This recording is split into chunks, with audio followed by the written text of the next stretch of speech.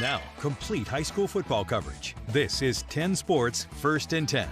Brought to you by these sponsors. Welcome to the big show, week 2, as we check on our staff's serve and volley game tonight. The U.S. Open moves on, and we all are trying to channel our inner Coco Gauff, if you will, and keep advancing, keep advancing.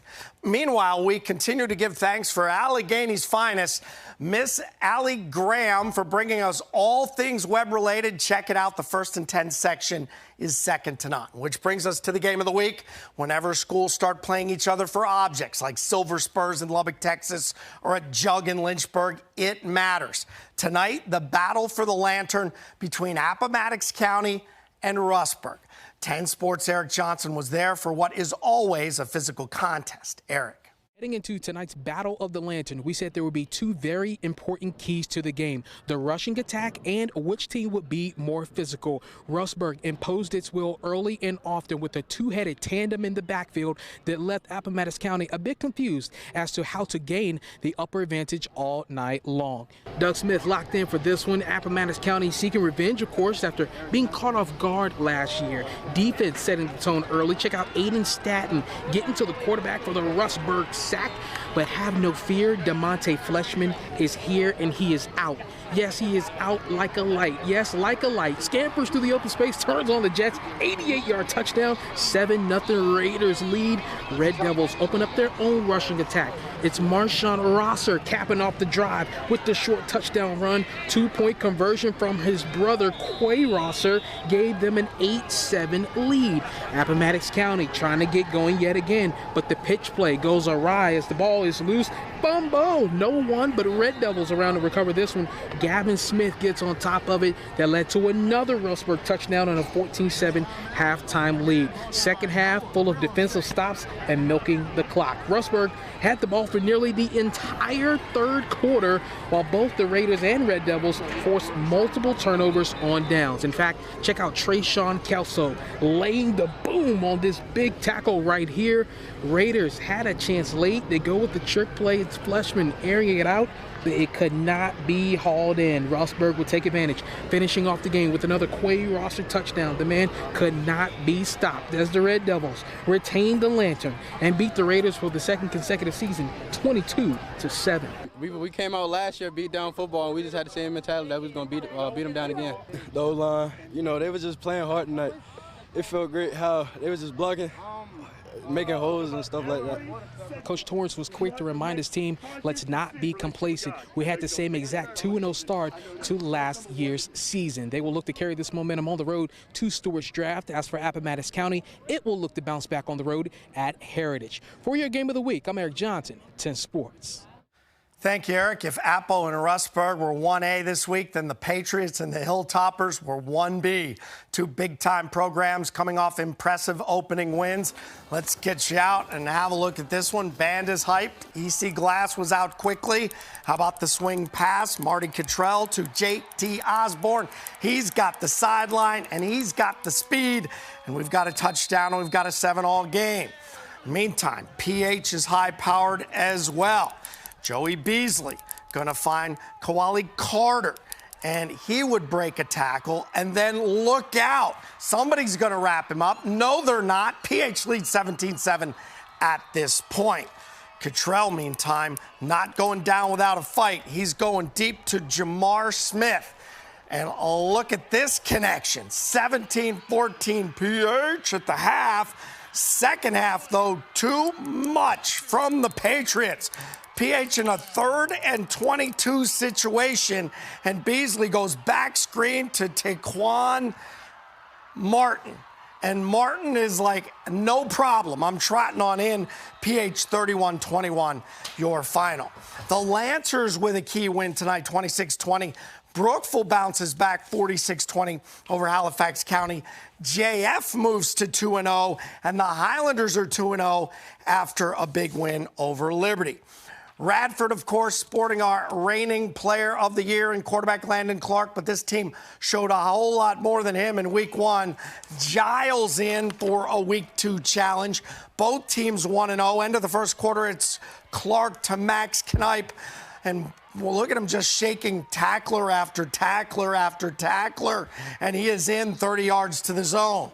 Early second quarter, Clark with the ball, and when he can't find someone, he can do this. Look at him book. He's going to go down the sidelines for 6. Bobcats were up 13-0.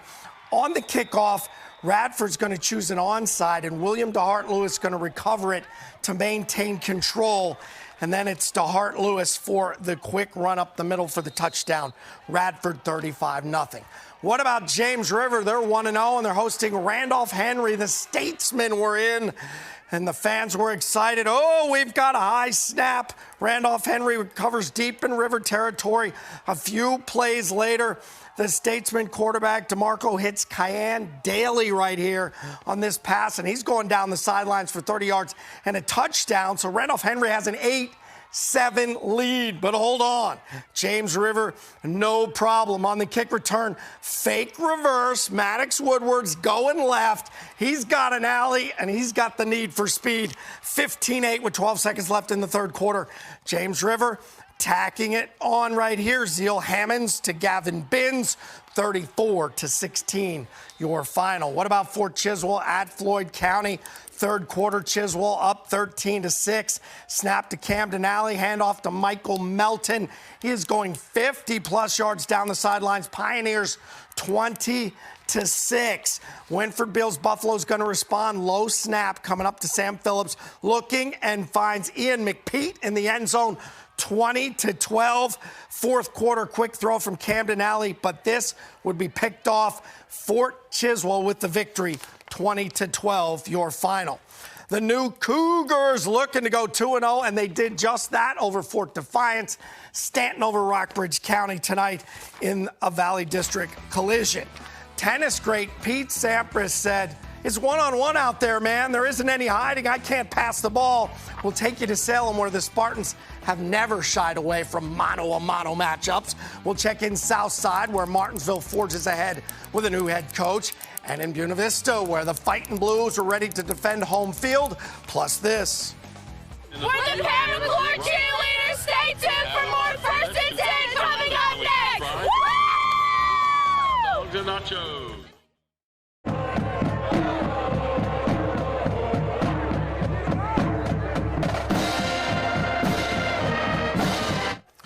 Northside looking to snap a 13-game losing streak at Cave Spring tonight, and they were striking early. Angel Rigney up top, Michael Harvey behind the D, feet down, back of the end zone, 7-0 Vikings. Cave's going to respond with some defensive spark. Owen Sweeney knifing in, jars it. Michael Ray is on it, and Cave Spring is in business. Knight's going to cash in. Andrew Browning, tough power plunge. 7-7 game, but the momentum swung back to the Vikings. Watch them take command. It's Rigney the strike to Darian King coming up here, and he is open over the middle, 14-7. A turnover on a kickoff suddenly made it 20-7, and Northside snaps that losing streak 30-27 this evening. All right, we're back with the mighty Spartans. Brooke, frankly, they are not accustomed to starting 0-1 ever. They are tonight, but Franklin County going in there thinking they can make it 0-2, found out differently. If we know anything about Don Holter, it's that the L's pretty much stay in the L column and they stay where they were at. It's not very often Salem will have a lot of losses on their schedule, but you got to put on a show when this guy comes through. Okay. That is Virginia Tech head coach Brent Pry beating that I-81 traffic via helicopter. Checking in on Salem linebacker Chris Cole, who has an offer from the Hokies. First quarter, Salem with the momentum swing. Check out this guy, Peyton Lewis. High step into the end zone at 7-0 Salem early. Then check out Chris Cole in at wide receiver. It takes literally almost all 11 defenders to bring him down, and I don't even think he was tackled. The refs just blew the whistle to end the play. But still first quarter, Peyton Lewis in the end zone again. Salem up 14-0. And then after an interception, the Spartans with another possession before the first 12 minutes are even over. Javion Jones scores. It's hard to beat a team who scores 3 times in the first quarter alone. Salem dominates tonight, winning 48-7. They got better, without evaluating the film. And, nothing's ever as good as it seems or as bad as it seems. But I know without evaluating the film, we got better tonight with our physicality, our counting things out, and getting our assignments done correctly. I'm real proud of those Mules. Salem will head to the Cliff to play William Fleming, and Franklin County's got LCA. Those are two good games next week. Oh, yeah. All right, two teams that are familiar with making the Region 3D finals colliding tonight. Christiansburg all over Abingdon, 45-7, your final. Last week, William Byrd was a runaway winner against Liberty Bedford. This week, county rival Hidden Valley comes a-calling. Quick check on this one, and you will see early on Israel Hairston. Boy, is he talented. Their quarterback taking it in the end zone. It's 14-0 Terriers in the first quarter. Bird's offense striking again second quarter. Handoff. This is John Kiker who drives the ball in 21-0. Here comes Hidden Valley finally getting their offense on track. Braden Moore to Jade English. Big gain. And then finally the connection to Cohen Wintenack cutting the gap to 21-7. But this one, William Byrd 47-7, your final.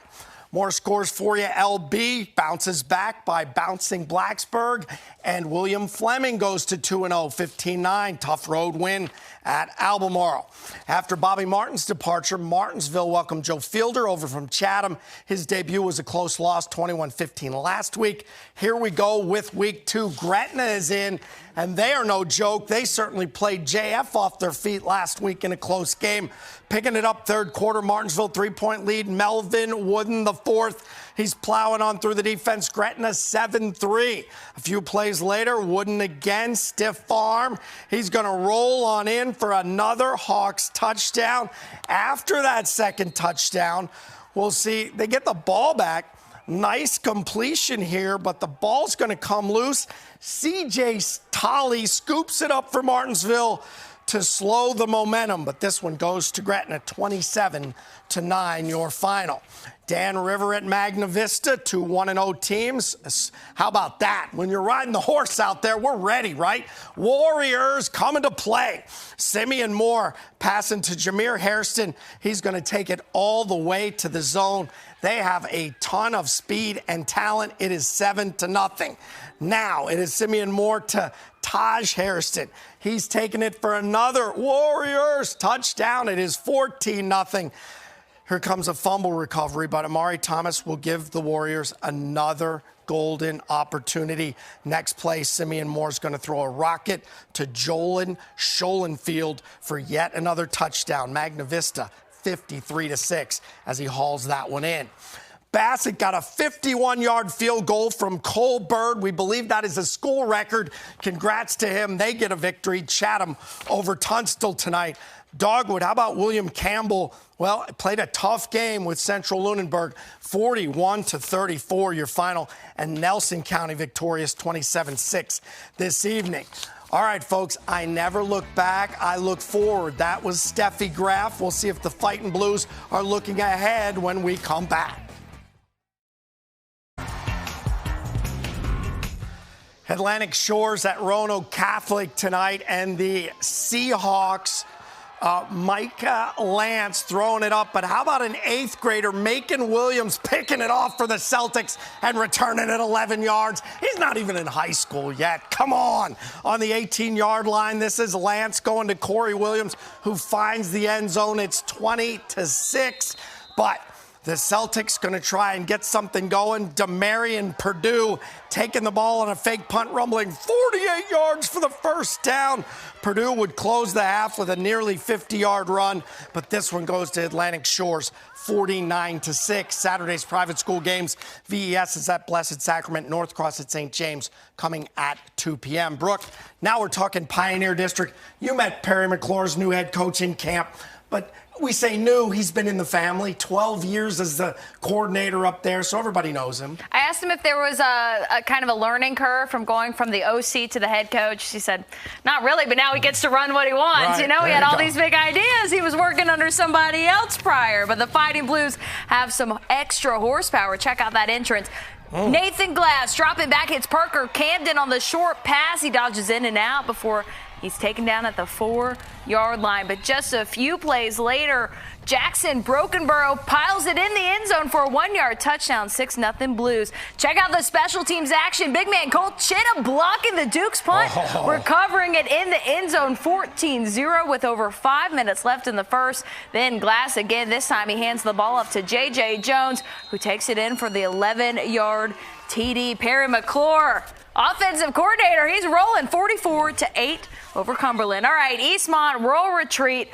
The Mustangs were hosting in a 1A matchup first quarter. The Mustangs hold off the Indians with a red zone interception by sophomore corner Chase Bierman. Oh, my goodness. But now the best play of the night, Rural Retreat QB Caleb Roberts to sophomore receiver Trevor Shelton right in the back of the end zone. But just before half, it's QB Roberts again, this time to senior Gunnar Hagerman for the 30-yard touchdown pass.